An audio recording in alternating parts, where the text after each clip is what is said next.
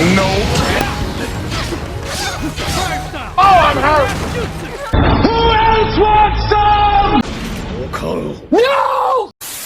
What's good, everybody? Inada here, back with another Shinobi Striker video. Today's Shinobi Tactics has been decided on the comment that got the most likes in my Heavenly Hand Power video. So again, if you have a technique that you'd like to be featured on the next Shinobi Tactics, make sure to name your jutsu in the comments below, and if it gets the most likes, the next Shinobi Tactics will be on that jutsu. If you haven't read the title already, today's video will be on Fire Style Hiding in Ash Jutsu. So if you're a range type looking to add some speed to your character, or you're looking to set up saucy finishers, then this is definitely the video for you. However, if you don't fit into any of those categories, stick around to the end of the video because I might just say something that you didn't already know about. Today's Shinobi Tactics question is, what is your favorite fire style jutsu in the Naruto series? Make sure to let me know in the comments below. And with that said, let's jump into today's episode of Inada's Shinobi Tactics. Fire Style Hiding in Ash Jutsu is a range type technique that you learn from Madara Uchiha at training rank 3. It has an 18-second cooldown duration. Fire Style Hiding in Ash Jutsu's description reads, the user whisks up hot ashes and dust to hide. It nullifies attacks and reduces the user's ninjutsu cooldown for a time and removes any status elements. As the description says, this jutsu can get rid of status elements. Got hit with some form of Amaterasu, Fire Style Hiding in Ash. Got hit with super weighted boulder jutsu, Fire Style Hiding in Ash. You're someone who only plays via the meta, you're hiding that you're trash. Shots fired!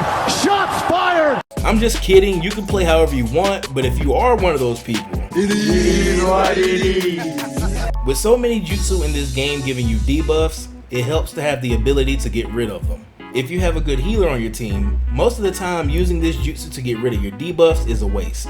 But when you're in situations where you don't have a healer, and if you run solo, I'm pretty sure most of the time that is the case, or if your healer is dead, then being able to get rid of your own debuffs can be life-saving.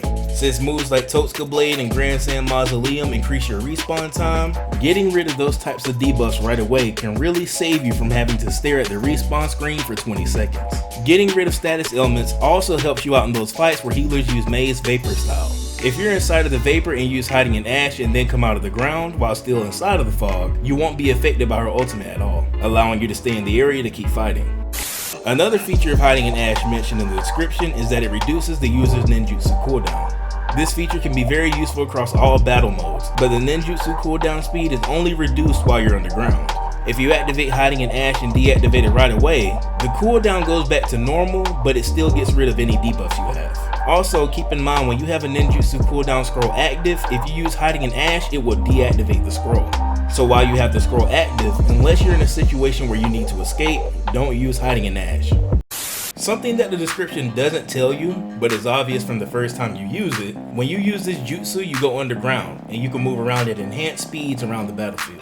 Not only that, when you do so, it also makes it where you can't be locked onto by the enemy. Speed in this game can be very game changing since the maps can be quite big, and it can still take you quite some time to get from one end to the other at normal speeds. With the buffs to so many jutsu that slow you down, Hiding in Ash can be used not only to make yourself faster, but to also instantly get rid of the debuff that was making you slow in the first place. The fact that you can go underground is already good because this can be used to completely evade a lot of techniques in the game. Of course, there are some techniques that can counter this, but the number of techniques that can be dodged using Hiding in Ash is way higher. Not only that, even the skills that can counter Hiding in Ash have a very low chance of pulling it off, since once you're underground, your enhanced speed makes it where you can't get out of range of their attack before it lands.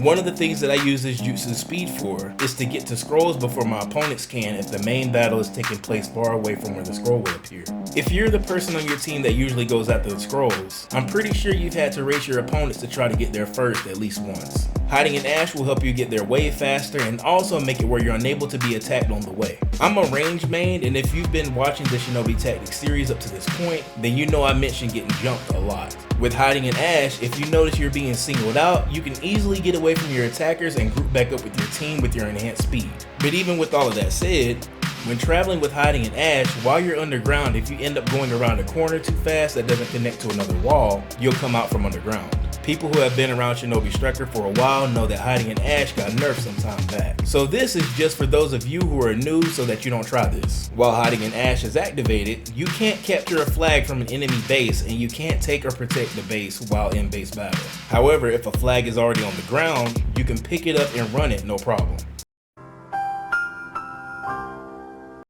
The description to hiding in Ash really doesn't do it much justice. It's bad to the point that this last tactic, even a lot of experienced players didn't even know this one existed.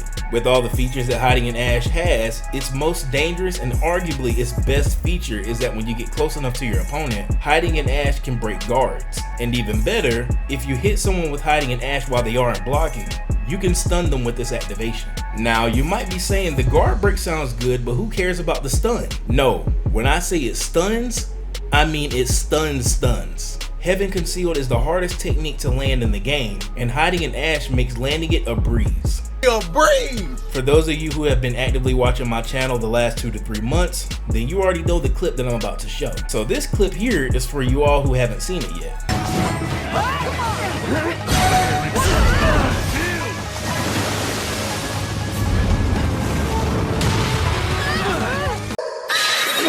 When it comes to stunning your opponents, just know that once you stun them, if they get hit, it deactivates the stun. So be careful doing this to your enemies around your teammates. Another thing to be careful of when attempting to stun people with hiding in Ash is it doesn't work on people who are airborne. If you hit someone with this while they're airborne, they can instantly recover while still midair, making it where you deal a little bit of damage, but barely anything at all.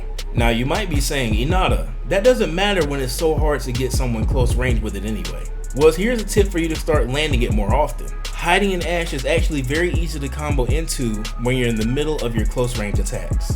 The activation time is fast enough where your opponent won't have enough time to jump out of it, allowing you to stun them in the middle of your combo. However, stunning your opponents with hiding in Ash doesn't reset their combo meter, so you won't be able to hit them that many times after you stun them. So in my opinion, it's best to follow it up with another jutsu or an ultimate. Another thing that hiding in Ash doesn't do on connection is reset your enemy's substitution. However, if they're blocking, it does, but the stun isn't nearly as long. So if you ended up stunning them and they didn't already waste their substitution, be careful when hitting them again because they're probably spamming their substitution, so as soon as you hit them, they're out. Like I've said in so many Shinobi Tactics videos, make sure your enemy wastes their substitution first before trying to pull this off. Also, be careful when trying to combo into hiding in Ash, because if they block and deflect in the middle of your combo, it won't work. And you'll be flung backwards like any other deflection, making you waste your jutsu altogether. And that's all for today's Shinobi Tactics video. Hopefully this video gave you some ideas on how to use fire style hiding in Ash jutsu in your future battles. Let me know down in the comments if you learned anything new or if you think I missed anything that you feel is important. While you're at it, if you enjoy this type of content and would like to see more, hit that like button and subscribe to the channel for more Shinobi Striker content. If you're interested, you could also check out the videos on your screen right now to hold you over until my next video. Thanks for watching, my name is Inada, and we out here making major moves.